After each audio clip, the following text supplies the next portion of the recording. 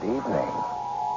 Tonight, a story of revenge, almost as usual. An old farmer receives a visit from a mysterious young man on a horrible mission.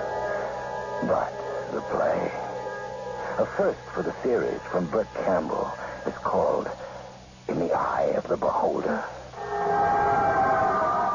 But, Jack, you haven't any choice in this matter. You'll have to have surgery. All right. And you tell me why I got to seeing so good for a while. I didn't even need my glasses to read the paper. Well, it's called second sight. For a while, your vision improves. And that's a sure sign you got cataracts. I'm telling you, you need the operation. That or your vision goes entirely. Well, maybe I just need stronger glasses. Jack, I'm not making this up.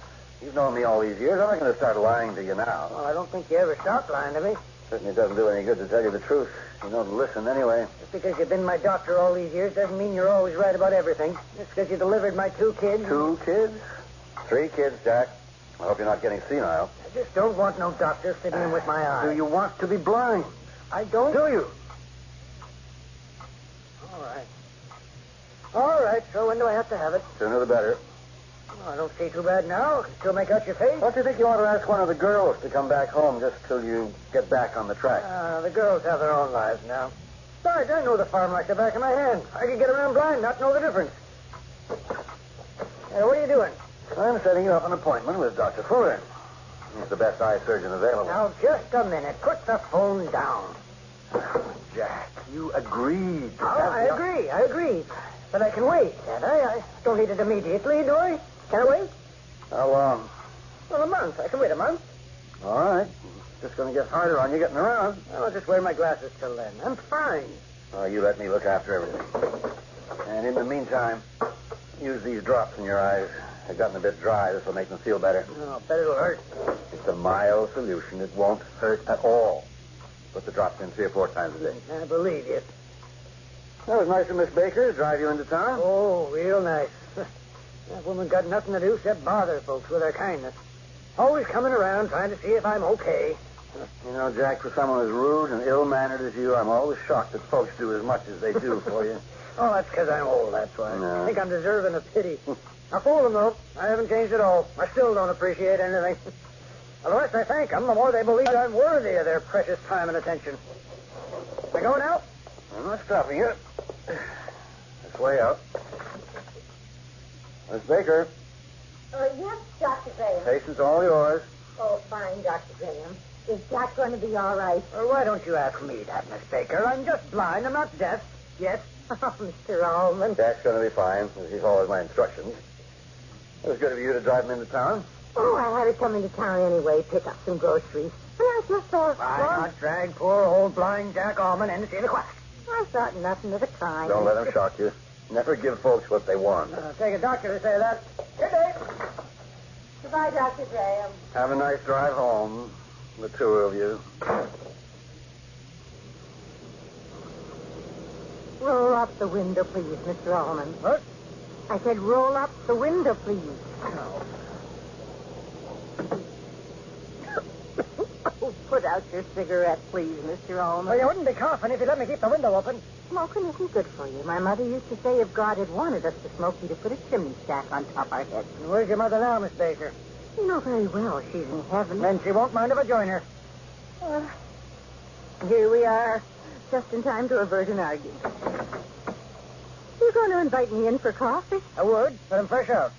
Some tea, then. Miss Baker, thank you for taking me into town. Thank you very much. And thank you for bringing me home again. Oh, you are the rudest man, Mr. Allman. Of course, you have improved over the years. You used to be openly nasty. But I guess the years have taught you to be more sympathetic and loving of others. I'm always amazed at your eternal optimism. I might call it damn near religious.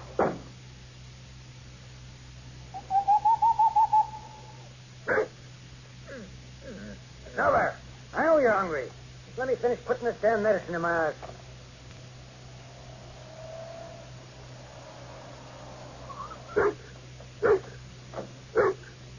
Who's that going to be this time of night? Who's that? Oh, shut up, Snooper. You're as old and blind as I am. Who is it? What do you want? Snooper. What do you want? It's my car. I'm afraid there's something wrong with my car. And What's that in your hand? this? Oh, I'm sorry. I was taking off the hubcap. Can't you see? It's just a robot. What the hell do you want? Well, just, could I use your phone? My car. There's something wrong with my car. Oh, you said. Hush up, Snooper. Look, I'm sorry I started you, but I don't know what's wrong with my car, and it's miles to any station. Please, just let me use your phone. See, I just need to... Oh, hello there, fellas. Ah, that's a good dog. That's a good Snooper. Snooper, is that his name? See, if your own dog likes me, I couldn't be that much of a stranger. Well, I guess you're right. Snooper doesn't like just anybody. In particular, you know. You saved my life, Snooper. Now, you go sit in the corner, Snooper. Let the man... Dan. My name's Dan. Let the man make his call. Hey, you don't have a very large phone book in these parts, do you? I should have had this car checked long before now, but, well, nothing was wrong. No one seems to be answering. After 9:30, probably closed. Yeah, just my luck. Well, could I stay here tonight, then? Fine. First you want to use my phone, then you want to move in? I don't mind paying. I just hate sleeping in the car. Like, it's dark. I'm miles from anywhere. Honestly, I don't mind paying hotel fees. This ain't a hotel. Is something wrong? What do you mean? Well, you don't seem to... Is something in your eye? Oh, they're just having trouble with them lately. All right, Snooper. I can see what you want. Oh, young man, I got an extra room with beds in them. You can stay tonight. Nobody here anyway, just me and this crazy dog. Thanks a million. Hey, man's best friend. From Toronto? Yeah. I just had to get away for a few days. I promised myself this present for the longest time, and I decided it's now or never. Present? And Christmas, is it? Oh, I just meant I'm turning 30 this week. My birthday's coming up, and this trip is the gift I promised to give myself. Well, you seem a bit old for that kind of nonsense, don't you? Well, I don't think it's nonsense. After all, it's the anniversary of our first taste of life. Life. Well, it's nice to see such optimism in the young. Follow me. What kind of work do you do? Well, don't answer that. I don't really care. The problem with getting old, you start making conversation. Oh, yes. And here's the guest room. The children used to live here. This is perfect. Here's some seats for the bed. Oh, thanks. Where does he sleep? Horse, he stands guard. We're safe then. This ain't the city. Nothing happens out here.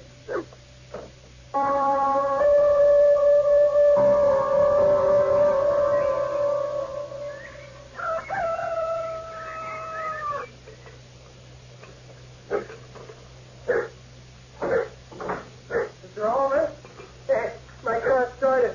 I didn't even have to phone the station. What's wrong with it? I don't know. Couldn't move it last night. Now it's just fine. So, guess I'll be leaving then. Oh, you want coffee? Oh, fine, sure. Well, don't just stand there gawking. Sit down. Find some bacon, too. Here. Here, you can cut this bread. Butter's out. Well, this is awfully nice of you. Well, you can't send a man out without breakfast. Be like killing them in this neck of the woods. Oh! Mr. Allman. Oh, it's okay. Here, let me see. I said it's okay. You just spill this damn grease. Oh, well, here. Put your hand under the cold water. I'm all right. Don't you get motherly. I think you're right. But I've got some cream for burns. It's got vitamin E in it. You don't want vitamin E. Oh, sure you do. It prevents scars. Here, it's in my shaving kit. I'll go get it. I'm not helpless, young man. Whatever you say.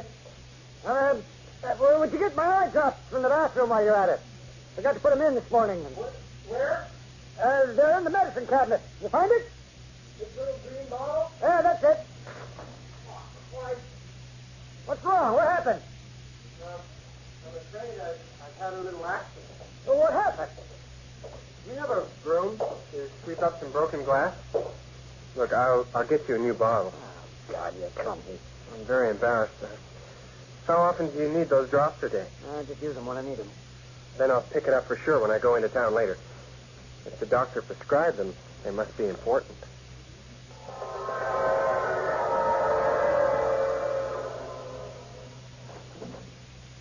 Got your medicine? You took your sweet time getting back. Oh, sounds like you just beat the storm. Yeah, looks like it's going to be a big one, too. Just look at that sky. It's just a haze to me. You don't have to get so excited. Don't you have rain in the city? Well, yeah, but weather doesn't mean the same thing in a city. All it does is make getting around inconvenient. It's not like this. Out here, the earth soaks it up and the crops grow, the animals breed.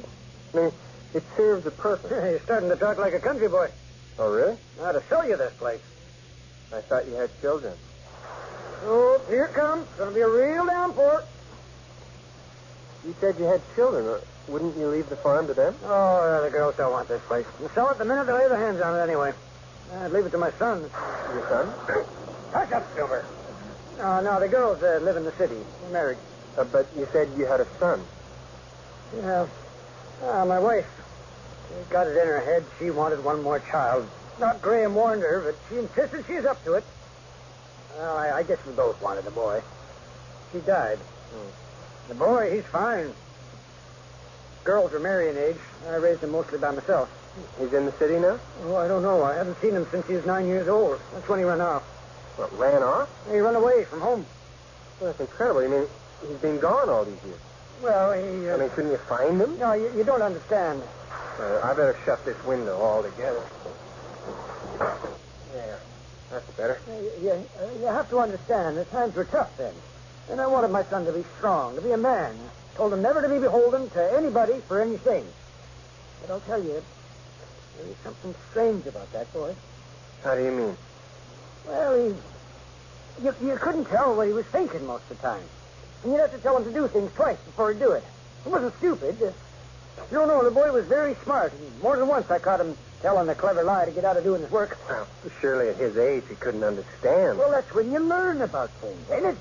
And if you don't learn your lesson then, you don't ever learn it. You see that strap on the wall there? Leather strap there? Well, I'd take him out to the shed. Tried to teach him that way. Ah, he hated you then. Oh, no. He loved me. We read the Bible together. He loved me. He knew I did it for his own good. And one day, though, he did something I couldn't forgive. One of the animals took sick, one of the horses. I had to go for the vet doctor. We didn't have a phone then. I had to go into town. Before I left, I told Michael. I named him after the Archangel, Michael. I told him to stay with the horse and keep the blankets on him, put water on his forehead, cold pack. And by the time I got back with the vet, the horse was dead. Michael was nowhere to be found. Come sundown, he comes walking back to the house. And you punished him? Oh, you bet I did. I gave him a lesson, all right. I was so mad I took him by the scruff of the neck. I struck him. I slapped him silly. I picked him up outside the barn. I lowered him into the water trough. I wanted to drown him. I couldn't control myself. He didn't cry. He didn't beg me to stop. He didn't even seem afraid of me. I took him out of that trough all wet, and I stood him on the porch till dawn. Didn't want him in my house. I didn't want him under my roof. Fall was coming up there, and then the wind here is getting cold. But he stood there all night long shivering. I could see from a window all night. And you ran away after that? No, not then. Not till later. He obeyed me after that. It just wasn't the same between us. He was like a hired hand after that, not like my own son. Then in about a year's time, he ran out. He just vanished. In the thin air. I looked for him, contacted the sheriff. I was afraid to find him. I was afraid I'd kill him. I just don't understand what makes folks that way sometimes. It's crazy. Well, it doesn't do any good to blame yourself now. Do you want me to put your drops in now? Huh? Oh, yeah, I guess I better. Here, just hold your head back. It's easier if you let me do it. Here, lean back in your chair. Okay. Oh. What's wrong? Oh, God, these drops sting. Well, didn't they do that before? I'm sure I've got the right prescription. Oh, it's all right. Just don't recall him stinging that bad. I knew Doc Graham lied about him. Just lean your head back. Oh. Close your eyes for a minute. And let me hold your head. And don't worry about your son. I'm sure he realizes that you did the best you could. I mean, maybe you were too hard on him, but it seems to me that they don't discipline kids enough. I just want you to know that I don't judge you. And even if you think what you did was wrong, well, besides, you'll probably hear from Michael again. Now, why do you say that? Well, he's your son, isn't he? Family ties don't break that easily. He'll get in touch one day. You mark my words.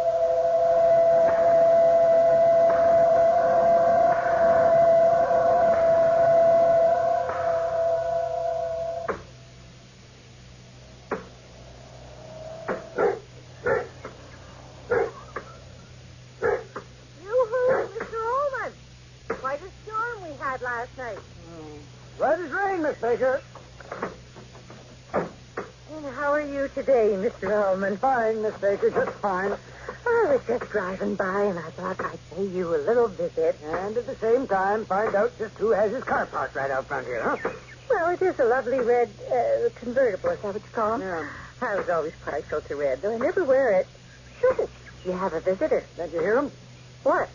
Chopping wood for me, over there by the old smokehouse. City folks think farm work is play. They don't know it's slave work, and I ain't going to tell them nothing to the opposite. He seems to be finishing up. Maybe starting to wise up. Hello?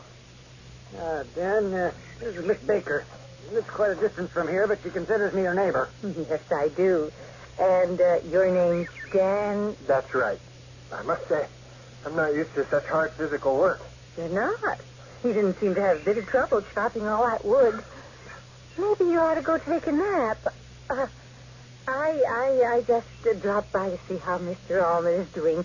His eyes look a bit red, don't they? Mr. Allman doesn't like for folks to worry about him, but it's just his way of being... Miss Baker, would you please stop raving? Too late in the day for your opinions on my darker motives. Well, I just meant to... Miss Baker has to be going now, Dan. I do? Oh, yes. All right. Visit's over. It was nice meeting you, Dan, and I hope you enjoy your brief visit to this neck of the woods. I can't tell you how much. Oh, you see that, Jack? Dan opened the door for me. Wonderful. Men nowadays don't bother, and I always appreciate it when... Is something wrong? No. Funny. When I looked at your face just now, it's like I met you before somewhere. Something about... Well, I'll take that as a compliment. Drive carefully, Miss Baker. And Mr. Allman's going to need your help quite a bit after I'm gone. I know he can count on you to come by and maybe tidy up a little. Oh, I certainly will. He doesn't like to take help, but, with his eyes and all, you know... He can depend on you then. Oh, all right, yes. Goodbye. Goodbye. What's all that about? Well, she just wanted to remind me to get you to Doc Graham's tomorrow. You know, your eyes do look red. Have you used the medicine today? I did, but it hurts more than help. Well, we'll drive you down first thing in the morning. But right now, I want to chop some more wood. Oh, you don't need to do anything. No. Look, I like the work. Yeah, I've gotten lazy. Oh, tell me, what's that shed for? The old smokehouse. Well, you used to cure meats in it. I hung half a pig in there on hooks. Don't do that anymore, though. Snover, you go give Dan some company while he works.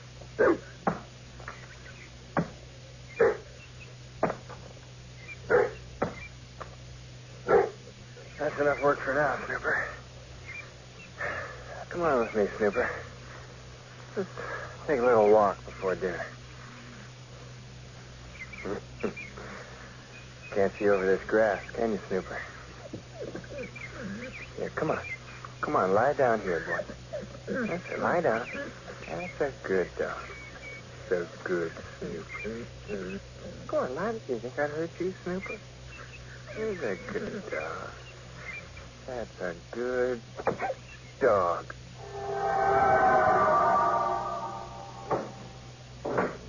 Oh, you finished work for the day.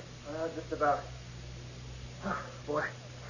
That's the hardest I've worked in my life. I'll be eating in about 5 minutes. Good. Did Snooper come back with you?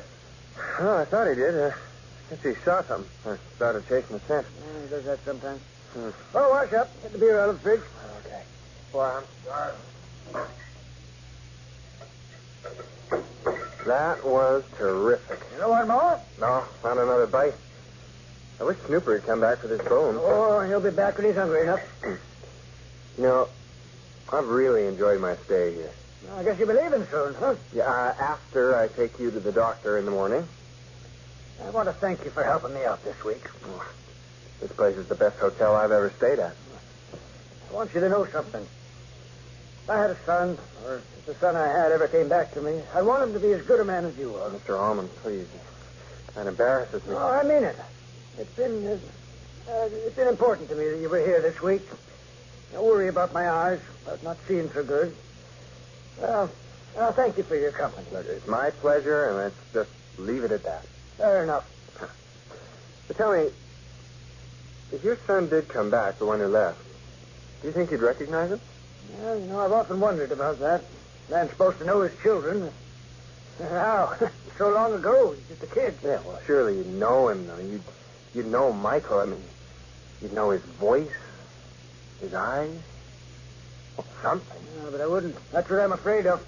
I wouldn't even know my own son. Oh, damn. What? What is it? My eyes. It's burning. Oh, well, here. Put some more drops in. It'll make that red go away. It didn't burn like this before. Those damn drops is doing it. Hardly see anything. It's all a blur. Well, you have to use the medicine.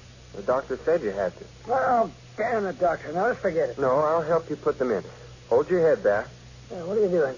I said hold your head back. Oh. Now blink. That's it. Let the drops wash them. Why did you do that? What's got into you? My eyes, they're burning. I don't want you to disobey me anymore. Disobey? What are you talking about? I mean, isn't that what he did? Who? Didn't he always disobey you? And you knew he was weak. You knew what to do, though. You weren't fooled into being easy on him, were you? And now you're just like Michael. Just like a kid. Helpless. Well, looks like it's time to teach you a lesson. It's that time. Let me go. Let me go.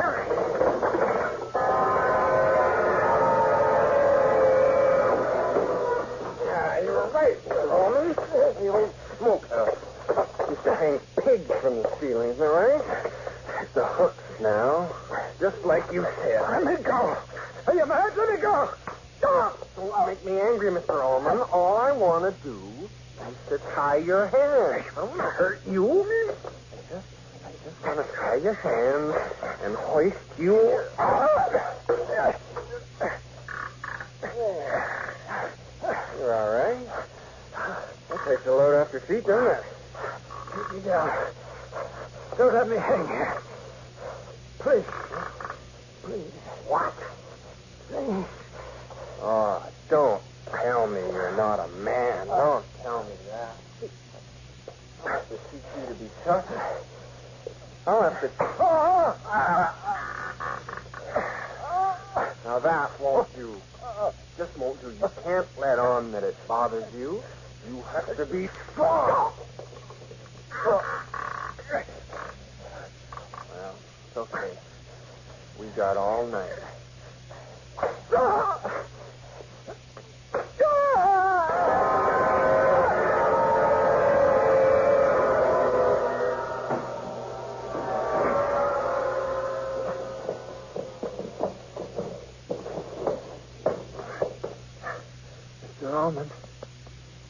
Mr. Ullman, we're back in the kitchen. Oh, wake up. It's okay. It's okay. I'll run some water. Just stir up the station.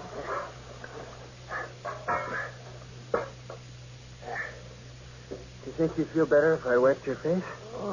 Here, come on, just rest your head in my lap. No, don't get up.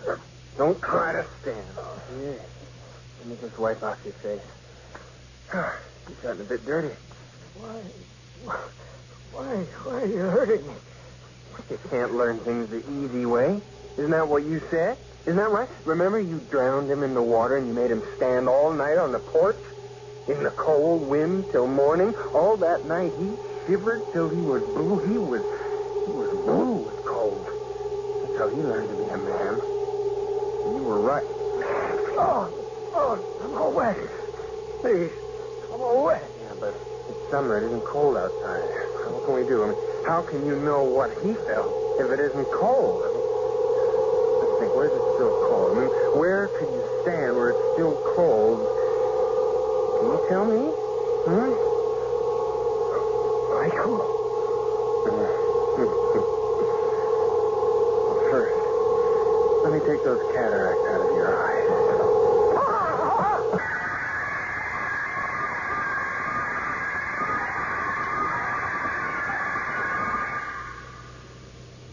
It was good of you to come out with me, Doctor. When I ran into you and you told me that Jack still hadn't come in to see you, well, I just thought this would kill two birds with one stone. Two birds with one stone. Oh, I just mean Jack couldn't come up with any more excuses not to see us. No. Well, here we are. Nobody seems to be around. Snooper's usually barking when anyone comes over.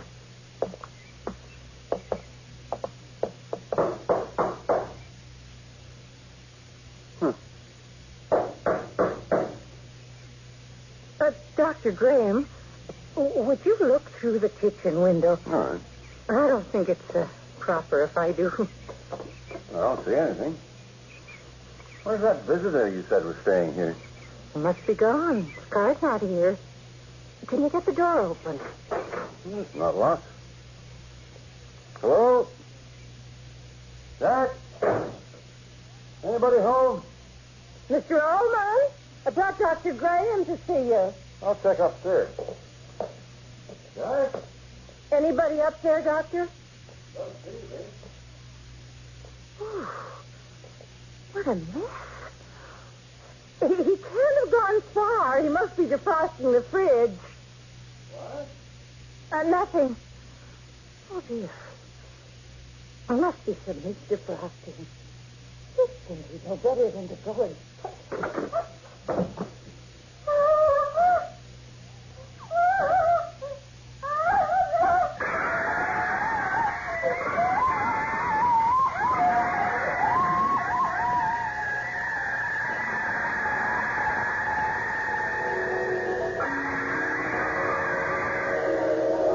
You have just heard In the Eye of the Beholder by Burt Campbell. Featured in tonight's cast were Bud Knapp as the Doctor, Wayne Robson as Jack, Jeff Bowes as Dan, and Marion Waldman as Miss Baker. Snooper was played by Sam D. Beresford.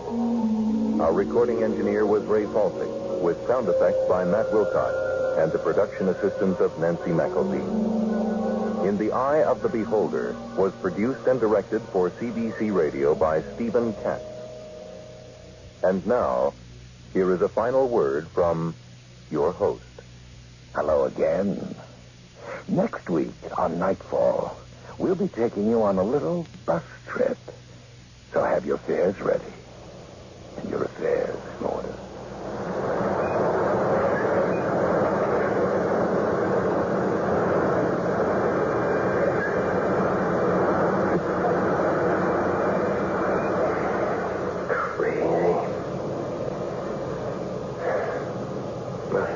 Planning on going into the cemetery. Dressed all in black like that. Well, everybody knows after 5:30. It's closed. Cemetery Stop. A new play by Marjorie Stewart, starring Neil Monroe as your driver, George Mortland. That's next week on Nightfall. Until then, careful of the edge.